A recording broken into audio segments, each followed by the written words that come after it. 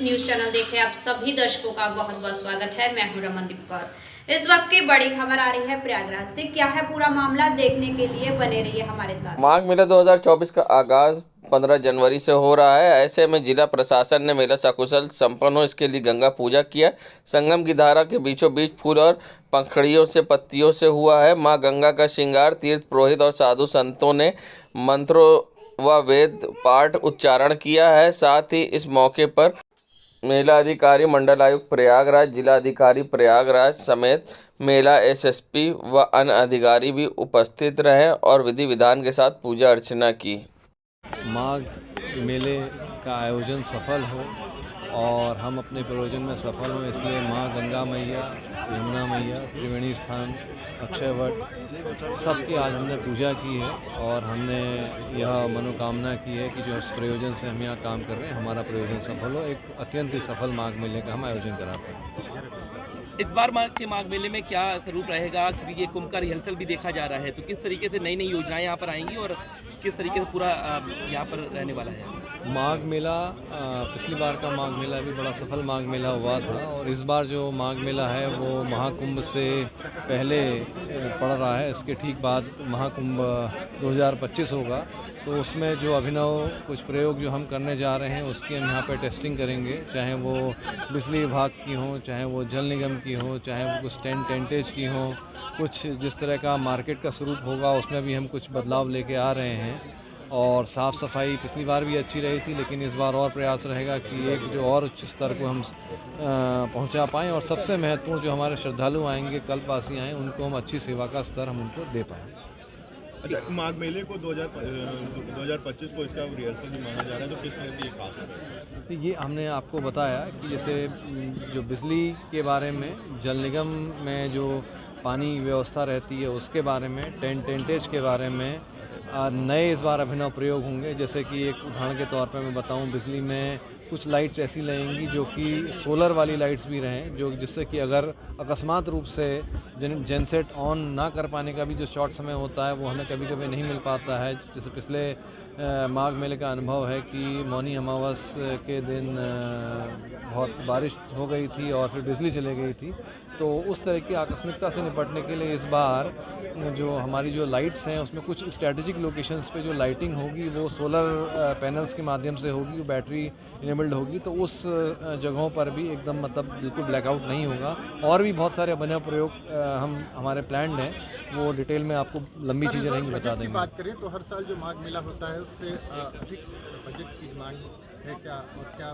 Budget तो जितना है, मतलब कोई बहुत ज़्यादा बड़ी बजट की मांग नहीं है, बस थोड़ी बहुत और बजट की मांग रहेगी। माघ मेले में जितना हम रहता है उस बजट में हम अपना पूरा कर लेते हैं। हाँ, कुंभ के स्केल से तो माघ मेले का इसके बजट कम रहता है, लेकिन कोई बहुत ज़्यादा नहीं, थोड़ी बहुत बजट की अगर होगी तो आवश्यकता होगी। जैसे हम इस बार 1 पीपे का पुल और बना रहे हैं, पिछली बार हर बार 5 पुल बनते थे, इस बार 6 पुल बना रहे हैं और कुछ छोटे मोटे नए जो है अभिनव प्रयोग भी करेंगे, जिसको अगर जो अभिनव प्रयोग सफल होंगे उनको फिर कुंभ में उनको रेप्लिकेट करा जाएगा। सन माघ मेला है, इसमें सुरक्षित स्नान, सुरक्षित प्रवास और सुरक्षित आवागमन देने के दृष्टिकोण से एक बृहद सुरक्षा योजना तैयार की गई है, जिसको दृष्टिगत रखते हुए हम लोग 14 अस्थायी थानों का निर्माण इस माघ मेला क्षेत्र में कर रहे हैं। 41 पुलिस चौकियों का व्यवस्थापन किया जा रहा है, 14 फायर स्टेशंस का व्यवस्थापन किया जा रहा है। इसके अलावा उत्तर प्रदेश पुलिस की विभिन्न इकाइयाँ इस माघ मेले में योगदान देंगी, जिसमें नागरिक पुलिस के लोग होंगे, सशस्त्र पुलिस के लोग होंगे, यातायात पुलिस के लोग होंगे, महिला पुलिस की व्यवस्थापन किया जा रहा है। इसके अतिरिक्त आरएएफ की टीम्स, एसटीएफ की टीम्स, एटीएस के कमांडोज, इनका व्यवस्थापन किया जा रहा है। जल पुलिस में सुरक्षित स्नान देने के दृष्टिकोण से deep water barricading, river lines और जाल का हम लोग व्यवस्थापन करेंगे। साथ ही साथ फ्लड कंपनीज के जवानों को भी व्यवस्थित करेंगे। एसडीआरएफ की टीम्स किसी भी प्रकार की आकस्मिकता से निपटने के लिए एसडीआरएफ और एनडीआरएफ भी यहाँ पर मौजूद और मुस्तैद रहेगी।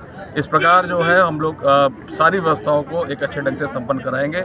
सीसीटीवीज़ कैमरों का भी व्यवस्थापन कर रहे हैं। जो ICCC है ये 24/7 ऑपरेटिव रह के अपना योगदान देता है। मेले के चप्पे चप्पे पर इस प्रकार हम लोग नज़र रखते हैं। महिला, चूँकि बड़ी संख्या में महिला श्रद्धालु इस माघ मेले में आती हैं, विभिन्न पर्वों पर आती हैं और आम दिनों पर आती हैं, उनको विशेष सुरक्षा देने के दृष्टिकोण से महिला थाने का भी सृजन किया जा रहा है। महिला पुलिसकर्मियों की भी सादे में और वर्दी में भी तैनाती प्रस्तावित है। पुलिस बल की कितनी संख्या रहेगी? क्योंकि अमूमन हर माघ मेले में संख्या जो रहती है उससे क्या अधिक रहेगी इस बार की? क्योंकि एक तरीके से अगर देखा जाए तो ये रिहर्सल के तौर पर है। जी, जो पुलिसकर्मियों की संख्या और थानों की संख्या, चौकियों की संख्या में वृद्धि की गई है, उसी के अनुरूप हम लोगों ने लगभग 10 से 15% पुलिस बल अधिक हम लोग व्यवस्थापित करेंगे, ऐसी योजना है।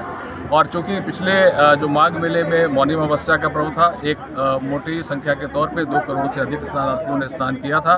इस बार उम्मीद है कि ये संख्या और अधिक बढ़ सकती है। इसके लिए हम लोग इस बढ़ी हुई संख्या को दृष्टिगत सुरक्षा के जो हमारे संसाधन हैं, सुरक्षा की जो जनशक्ति है, उसमें भी हम लोगों ने वृद्धि प्रस्तावित की है। कब से आना शुरू हो जाएगा और कब तक सारी सेनाएं कब तक आ जाएंगी यहाँ पर? जो पुलिस बल है उसका 3 चरणों में आगमन प्रस्तावित है। सबसे पहले 20 तारीख में 20% पुलिस बल यहाँ पर अपनी आमद कराएगा।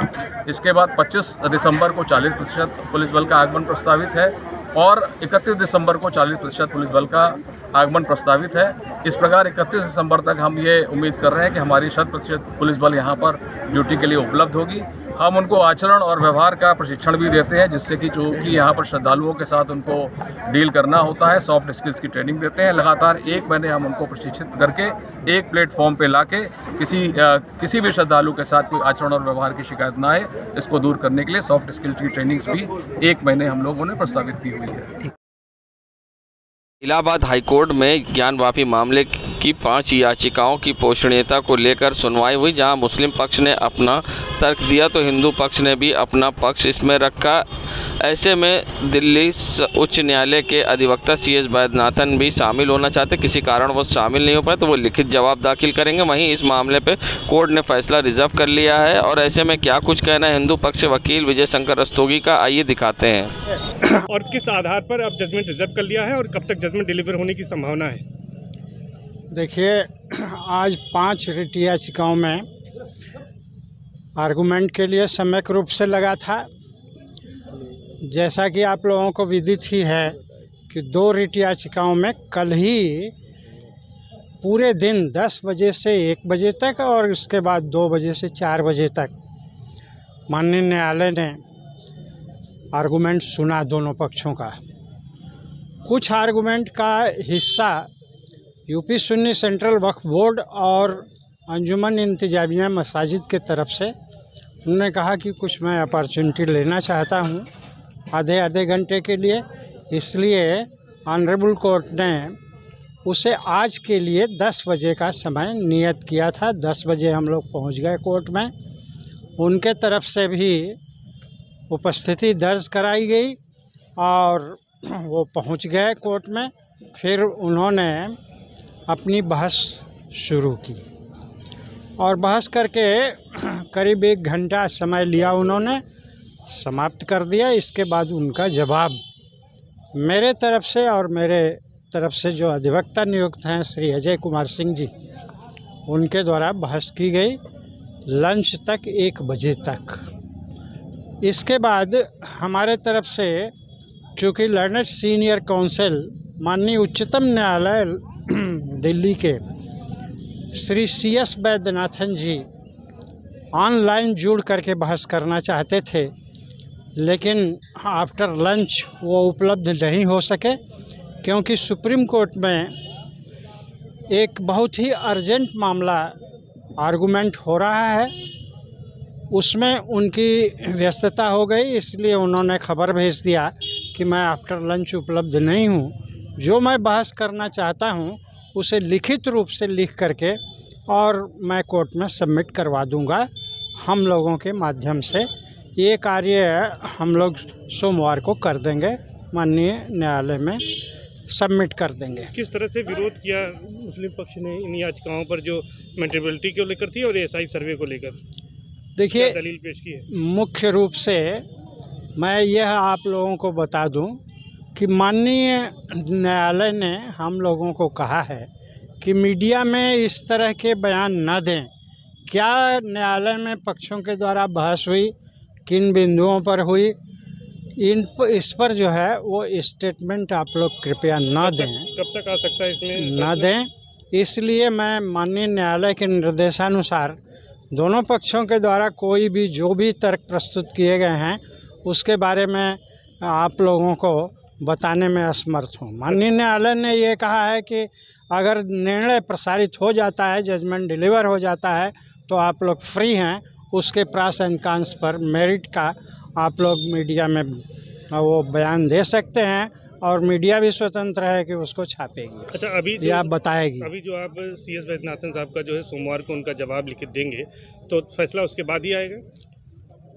अब माननीय न्यायालय ने आज फैसला रिजर्व कर लिया और माननीय न्यायालय कब फैसला देती है यह डेट निश्चित नहीं है।